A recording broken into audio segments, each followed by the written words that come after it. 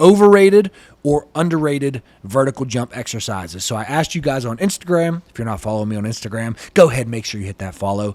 But I asked you on Instagram your favorite exercises for vertical jump. And I have a list full of vertical jump exercises here. And I'm going to answer whether they are overrated or whether they are underrated.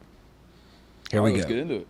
So, number one on the list is squats. I think we should just start there because that's a very basic exercise that most people do to try to increase their vertical jump. So, when it comes to squats, there's so many different squats you could do. You could do front squats, back squats. You could do goblet squats. We're not going to get into all the squats that you could do. Let's talk about a basic back squat. You put the barbell on your back, you squat down, and you stand up. Is that overrated or is it underrated for vertical jump?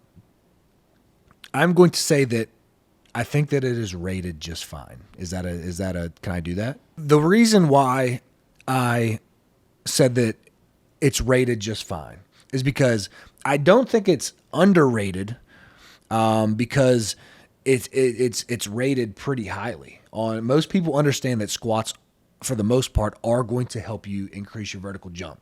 If you want to talk about mistakes that I think people make when squatting, is that I think they move the bar too slow when squatting. So to really increase your vertical jump when you're doing squats, you can't just put the bar on your back and just start squatting up and down until you hit a certain rep or a certain number. You really have to focus on bar speed.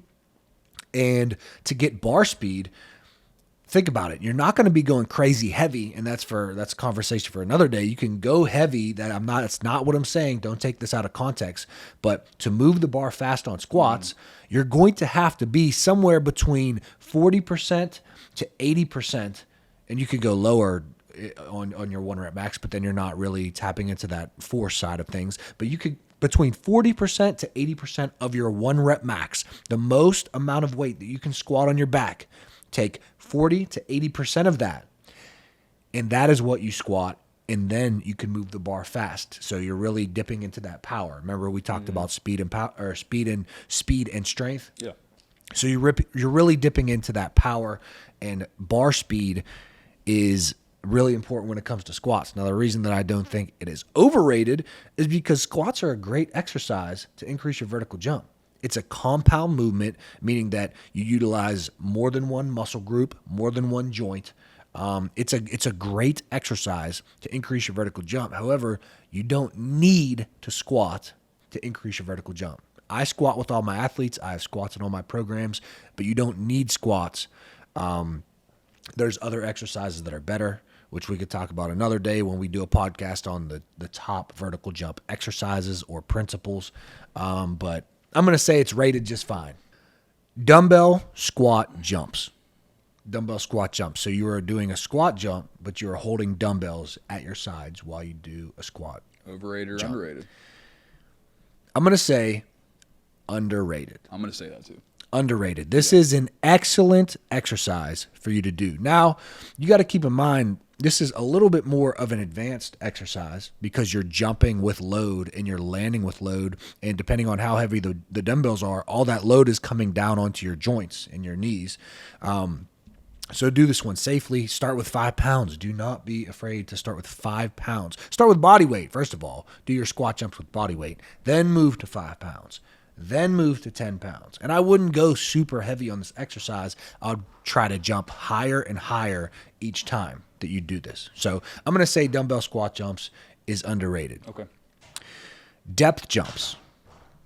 Depth jumps, I'm going to say underrated as well. This is rated pretty highly, so for me to say underrated, but depth jumps are an excellent exercise for you to do to increase your vertical jump. Where people go wrong with depth jumps is I think they don't measure their depth jumps, and I think they don't try to hit a target. Okay, so when you're doing depth jumps, I really like a depth jump to a high object. So a depth jump to a vertex, a depth jump trying to touch a ceiling, a depth jump trying to touch a high wall, a depth jump trying to touch a tennis ball hanging from your ceiling on a string. Try to touch something when you do your depth jumps. At least set like a goal for yourself. Right. So you have to progressive overload. Yep. And I would like the progressive overload on depth jumps to come from how high you are trying to jump each time, not necessarily increasing your sets and reps. Because for depth jumps, a very intense exercise, you're like, for me and my guys, when I do depth jumps, we do 5 sets of 2 or 3 reps. It's not super high volume. So that might only be 10 to 15 reps total. So I don't want you to progressive overload by doing more reps and more sets of depth jumps. Try to jump higher and higher each time. Trap bar deadlifts or trap bar jumps. He has both. So I think both of these are underrated.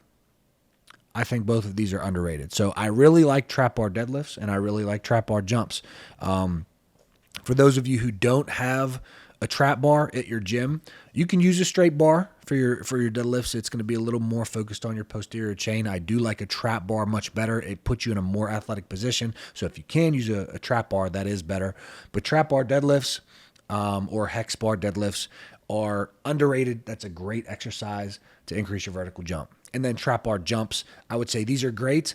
I would say the biggest thing for trap bar jumps that I do with my athletes is when they're jumping with a trap bar, I like them to drop the bar before they land with it. And that's going to sound a little foreign to you because you haven't seen us do that. But the point is that we want to jump with that load, but we don't want to land with that load and put all that pressure on our joints when we're landing. So I actually put mats under the trap bar and we jump with the load, and then in midair, it sounds crazy, you drop the bar, you let go of the bar, and the bar lands, and you land without holding onto that bar. That makes sense. Right. Is it like basically kind of saving your knees a little bit? Yeah, saving your knees, saving your joints. Yeah, that makes sense. Right. Let's move on. Assisted plyometrics. I think assisted plyometrics are definitely overrated when it comes to how much you are going to gain on your vertical jump. But assisted plyometrics, so what that means is you might grab a resistance band, put it over a pull-up bar, hold the resistance band so that it helps you do those jumps, and it makes it easier for you to do those jumps. It makes it less load on your knees for those jumps. Assisted plyometrics are going to be very overrated when it comes to how many inches you can gain, but very underrated when it comes to using it as a tool to progressive overload properly. Most people should do assisted plyometrics before they get into all the normal plyometrics. It's For a warm-up. Right, for a warm-up, or just if you have a beginner who's coming in and has never done plyometrics before, start with assisted plyometrics because it's less load on your body. Makes sense. Sprints. We're going to wrap up here. This will be the last one. But sprints. Guys, sprints are extremely underrated. Sprints, when it comes to raw inches on your vertical jump, it's one of the best reactive strength exercises that you can do for your vertical jump. Yes, it's a plyometric. It's everyone out there should be doing sprints. And I know in basketball, you're not going to really ever hit top end speed. It doesn't matter. When it comes to vertical jump, it's probably, it is top 2 or 3, maybe even the best plyometric exercise out there that you can do for reactive strength. I love it.